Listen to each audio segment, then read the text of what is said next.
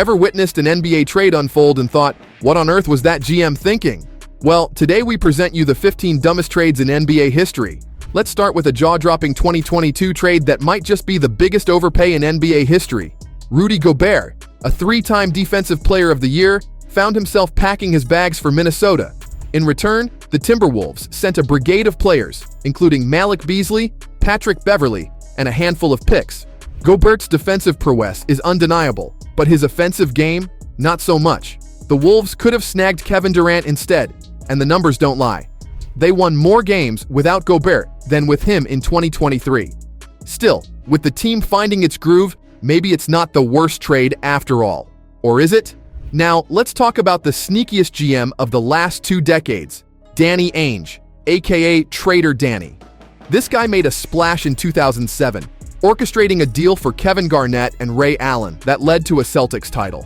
Fast forward to 2013, and he pulled off a heist against the Brooklyn Nets, leaving them with a depleted roster and no first-round picks for years. And who could forget how he bamboozled the Sixers for an extra first-round pick in 2017?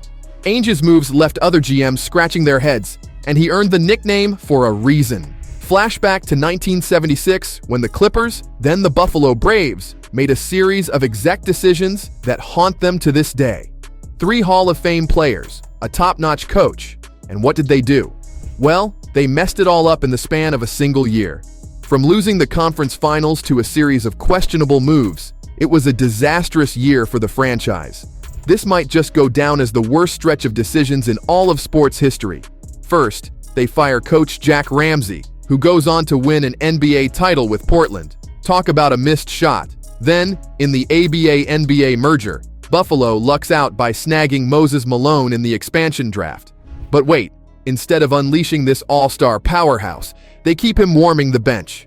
When Malone protests, what do? Trade him away for 2 first-round picks. Malone then becomes an MVP, a 12-time All-Star, and a rebounding behemoth. Buffalo, what were you thinking? And it doesn't end there. In 1972, the Braves draft Bob McAdoo, a 4-time All-Star, 3-time scoring champ, and MVP by 1976. But no, the Braves decide to trade him to the Knicks for John Gianelli, a guy whose point average probably wouldn't win a game of HORSE at your local park. It's like trading a gold mine for a handful of pebbles. But hold on, there's more buffoonery. Enter Adrian Dantley, a future 6-time All-Star and scoring champion. Buffalo gets a glimpse of his potential, and what do? Trade him for Billy Knight. Sure, Knight was an all-star, but the Braves must have been on a trade binge because they sent Knight packing after just 1 season. If they had kept this trio of future Hall of Famers and Coach Ramsey, the Braves could have been the dynastic force of the NBA. But alas, they chose the path of a drunken millionaire blowing their fortune on penny candies.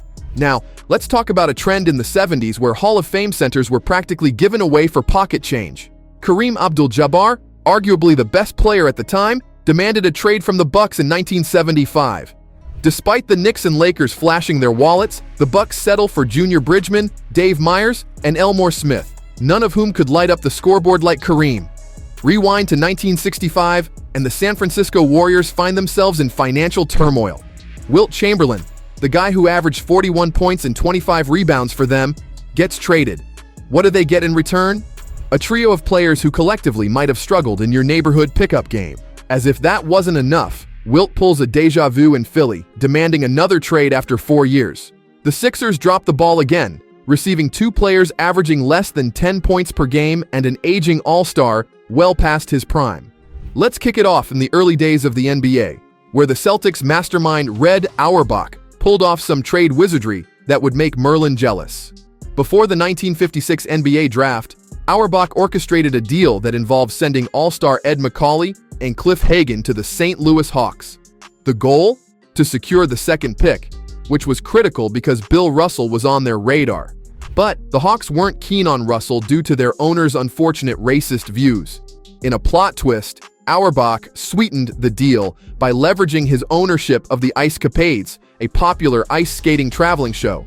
Somehow, the Hawks agreed to the trade, and Russell became a Celtic, winning 11 championships in the next 13 seasons. Talk about turning ice into gold. Fast forward to 1980, Auerbach's Celtics were at it again. With the 1st and 13th overall picks in the NBA draft, Auerbach traded them to the Golden State Warriors for Robert Parrish, and the 3rd overall pick used to draft Kevin McHale. In just 2 years, the Celtics formed the greatest frontcourt in NBA history, and the media dubbed the trade the steal of the century. But our pals over in LA, the Lakers, aren't immune to the trade blunders. After clinching the championship in 2020, they kept the core intact in 2021, boasting the best defense in the league. Unfortunately, injuries struck, and the Lakers bid farewell to their stellar perimeter defense in exchange for a 33-year-old Russell Westbrook. The trade turned out to be one of the worst in Lakers history, leading to a year and a half of uninspiring basketball. They couldn't pay Alex Caruso and Dennis Schroeder, and the team struggled with Westbrook's massive contract constricting them. Finally, during the 2023 trade deadline, they offloaded Westbrook, leading to a resurgence in the second half of the season. Now, let's talk draft day disasters. In 1996, the Hornets drafted Kobe Bryant, but promptly traded him to the Lakers for Vlade Divac. Kobe went on to become a basketball legend, while Divac spent just 2 forgettable years in Charlotte. Another draft blunder took place in 1998, when the Bucks traded Dirk Nowitzki to Dallas for Robert "Tractor" Traylor, who averaged a mere 4.5 points per game in Milwaukee, while Dirk became a 30,000-point scorer for the Mavs. And who could forget the 1987 draft, when the Supersonics gifted Scottie Pippen to the Bulls in exchange for Olden Polynice? It's like trading a Ferrari for a bicycle. Let's rewind the clock to 2012, a year that will forever be etched in NBA trade infamy. James Harden, the beard maestro himself, was seeking a max contract from the Thunder. But oh no, the Thunder decided to lowball him, offering $5 million less than what the man felt he deserved. The beard felt disrespected, and in a swift panic, the Thunder traded him off to the highest bidder. Enter Daryl Morey, the man Harden now dislikes more than a flat tire on the way to a championship game. Harden's departure from the Thunder marked the beginning of a new era for the Rockets. Morey, a shrewd negotiator, swooped in, declaring, "James Harden is a player we can build around." Obviously, working hard to get back to being a championship contender, and we feel like James Harden is a player we can build around. And boy, did he get him for a steal. 20 cents on the dollar to be exact. In the subsequent 9 seasons, Harden went on a scoring spree, averaging nearly 30 points per game for the Rockets. The Thunder's dynasty dreams crumbled, while Harden's beard and step-back threes became the stuff of legend. But let's take a detour to 1992, where another disgruntled superstar sought greener pastures. Charles Barkley, feeling he was withering away in Philadelphia, yearned for a change. The Sixers agreed to trade Barkley, arguably the second-best player in the world at the time. What did they get in return? A measly season and a half of Jeff Hornacek and a couple of bench warmers.